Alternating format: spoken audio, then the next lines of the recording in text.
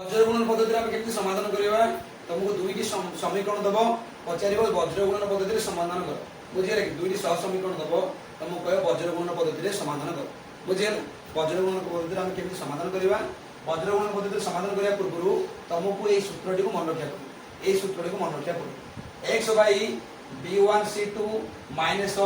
b2c1 equal to y by c1a2 minus c2a1 equal to 1 by a1b2 minus a2b1 ये सूत्रटी मन रखा छोटिया white board T देखा जाउनी set भाई मुले एंती एडजस्ट कर लिखि कौन कहयो x by b1c2 minus b2c1 equal to y by c1a2 minus c2a1 equal to 1 by a1b2 minus a2b1 ये सूत्रटी मन रखिले जाकि वज्र गुणन पद्धति को तुम बहुत सहज सहित कर ये सूत्र हूँ बहुत जरूरी ये वज्र गुणन पद्धति में समाधान करने ये सूत्र आवश्यकता पड़े बुझीगले कि तेणु ये सूत्र को मन रख आराम से बहुत सहज तुम वज्र गुणन पद्धति समाधान कर देख ये कौन ना एठी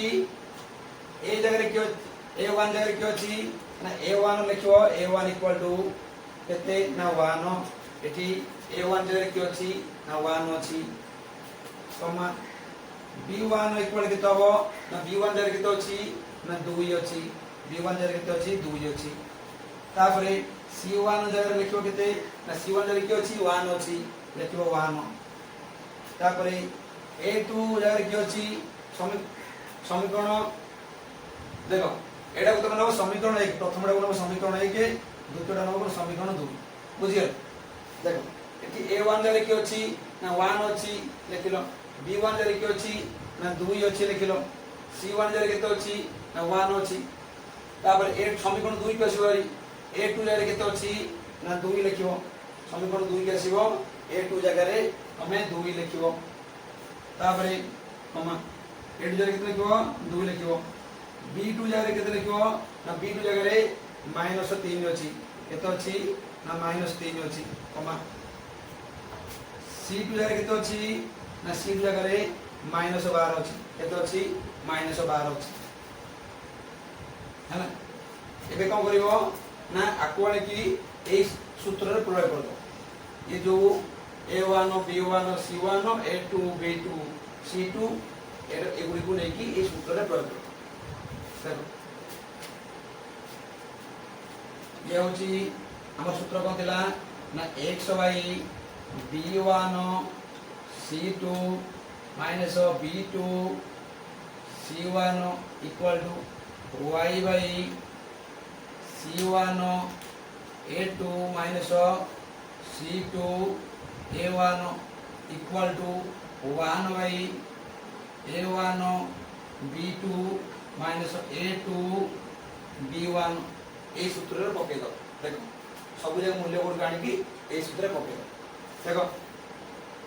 कोन करबा ना x बाई देखो b1 जगह केते अछि ना 2 अछि एठी b1 जगह 2 पके दो तापर c2 केते कहछि ना c2 होछ -12 एठी c2 कोन करिया -12 पके दो बुझियला ओके तापर माइनस लिखा छै माइनस लिखली b2 लिखा छै b2 केते अछि -3 b2 केते अछि ना -3 तापर देखो b2 पर c1 केते कहछि 1 c1 केते कहछि 1 समान चिन्ह y लिखिबा y लिखि c1 केते कहछि ना c1 होछ हमरो 1 पकेली तापर a2 केते कहछि ना a2 होछ 2 a2 2 रो मूल्य पकेली माइनस माइनस देली बुझियला c2 केते कहछि देखो c2 होछि -12 c2 होछि -12 बुझियला तापर a1 केते कहछि 1 पकेबी समान चिन्ह 1 बाई a1 केते कहछि देखो a1 जगह a1 मूल्य पकेबी a1 केते कहछि 1 a1 जगह a1 मूल्य पकेबी b2 केते कहछि देखो b2 होछि -3 b2 होछि केते -3 माइनस माइनस लिखिली a2 केते कहछि ना a2 होछि 2 a2 होची केते 2 तापर गुण b1 केते कोइछि देखो b1 कोइछि ना b1 होची 2 b1 होची केते 2 ओके एबे वर्तमान को समाधान करी समस्त मूल्य पड़ी जाइछि वर्तमान समाधान करी देखो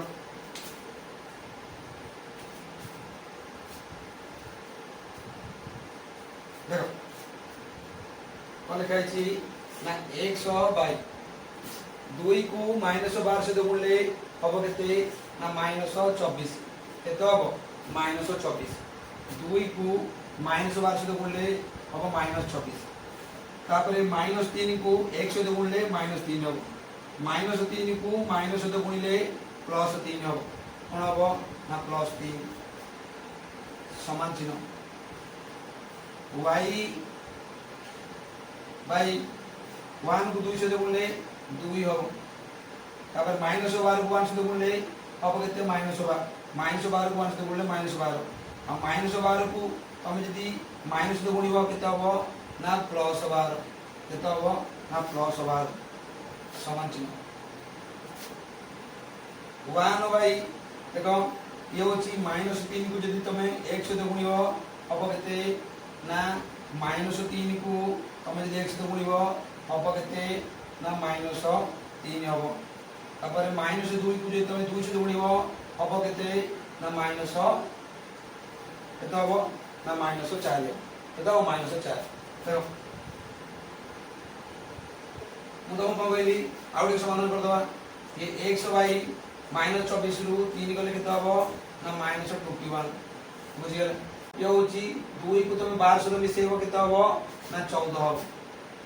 बुझि गेल तापर देखो ये 1 बाई -3 को -4 से मिसेबो -7 केते हबो ना -7 बुझि बाल तुम को कहछि x र मूल्य बाहर करिया पहले हमें कोन करिवो ना ए x याकू 100 by 21 equal to 1 by 7 1 by -7 को समुद्र करिया हमें x र मूल्य बाहर करिया पहले हम एटा को आ एटा को लेकी हमें समुद्र करिया हेल 100 बाई -21 इक्वल टू एटा आ एटा ने हैला x र मूल्य बाहर करिया पहले हम एटा को आ एटा को लेकी x र मूल्य बाहर कर देखियो केते ना 100 बाई -21 इक्वल टू 1 बाई -7 देखो मझिरे समान चिन्ह अछि वज्र गुणन करिवो एटा को आसे गुणिवो एटा को आसे गुणिवो बुझियला मझिरे समान चिन्ह कोन करिवो वज्र गुणन करिवो देखो -7 को तुम x से गुणले -7x समान चिन्ह -21 को तुम यदि 1 से गुणछो हबो केते ना -21 हबो बुझियला तापर देखो एठी x सहित गुणियै करसे और संख्याटी से पड़ गले समान से पड़ गले हरि हे जो है ना ओनेला ना x इक्वल टू -21 बाई केतेला -21 बाई -21 बाई -7 -21 बाई -7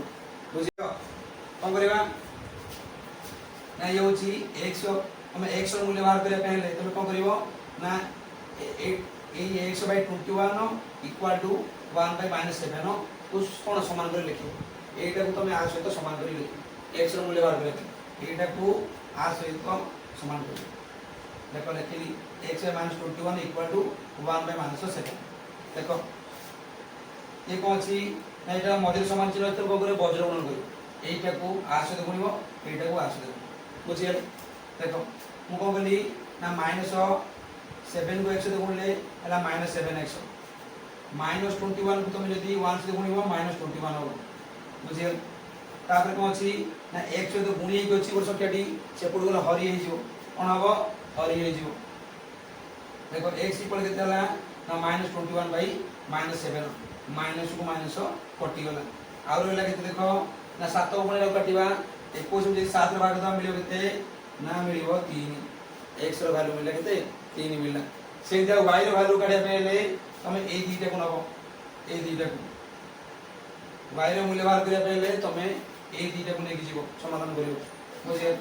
y ର ମୂଲ୍ୟ ବାହାର କରିବା ପାଇଁ ତମେ এই দুইটাକୁ ନେଇକି ସମାଧାନ କରିବ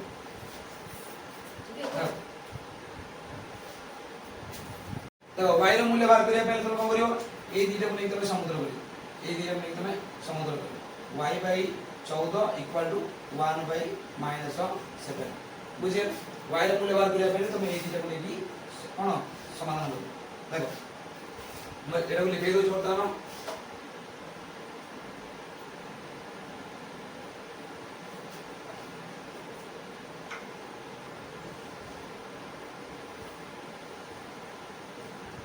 देखो हमारा x वाला कितने 3 y ର ମୂଲ୍ୟ ବାହାର କରିବା ପାଇଁ ତମେ এই দুইটাକୁ ନେଇକି ସମାଧାନ କରିବ देखो ये होची y by 14 equal to 1 by minus 7 1 by minus 7 देखो मझे इक्वल टू अछि माने तुम बाम पटे इंटरेक्ट लो एटा को आसे तो गुणिबो एटा को आसे तो गुण बज्र गुण करे माइनस 7 को आसे तो गुण लिखि तबो ना माइनस 7 y 14 को तुम x से गुणले हबो केते ना हबो कोन 14 को x से गुणले 14 आबर देखो कोन हबो ना y से गुण संख्या गुणी जाई छै सेपड गले कोन हबो हरि हे छै सेपड गले तबो ना हरि हे छै y से गुण संख्या गुणी जाई छै समांतर सेपड छाड़ देले हरि हे छै बुझिए ना 14 बाई माइनस 7 देखो आपको 7 पड़े भाग दे दो 7 पड़े भाग देले 14 को 7 रे भाग देले केते मिलिबो ना 2 मिलिबो माइनस 2 है ना माइनस माइनस भाग देले है ना माइनस 2 देख ये होची x र मान मिले केते 3 y र मान मिले केते 2 आगे x र मान लिखिबो तापर y र मान लिखिबो हमर समाधान केते हला ना 3, 2 3, -2 3, -, बस